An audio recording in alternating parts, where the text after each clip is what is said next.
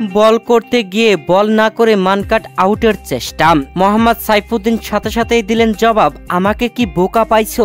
Irish Joshua little রীতিমতো লজ্জা পেল। প্রিয় দর্শক, আয়ারল্যান্ডের বিপক্ষে দ্বিতীয় টি-20 ম্যাচে বাংলাদেশ দুর্দান্তভাবে 2 বল হাতে থাকতে 4 উইকেটের জয় পেয়েছে, যেখানে বাংলাদেশের জয়ের জন্য শেষ ওভারে প্রয়োজন ছিল 3 রান।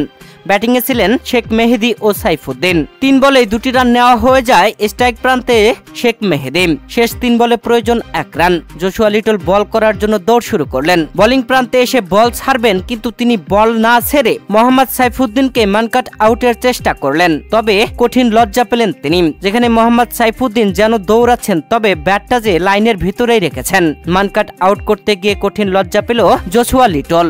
আউট নিতে পারলো না, শেষ মুহূর্তে জয়ের জন্য এমন পথ বেছে নিল, উইকেট তুলতে পারলো না। পরে বল করলেই শেখ মেহেদী 4-এর বাউন্ডারি মেরে বাংলাদেশকে জয় এনে দিয়েছেন। সত্যি অন্যরকম একটা মুহূর্ত ছিল। জশুয়া লিটল যখন মানকাট আউটের চেষ্টা করছিলেন, তখন সাইফুদ্দিন তার দিকে তাকিয়ে কিছু একটা বলেন এবং হাসি ঠাট্টায় মেতে ওঠেন।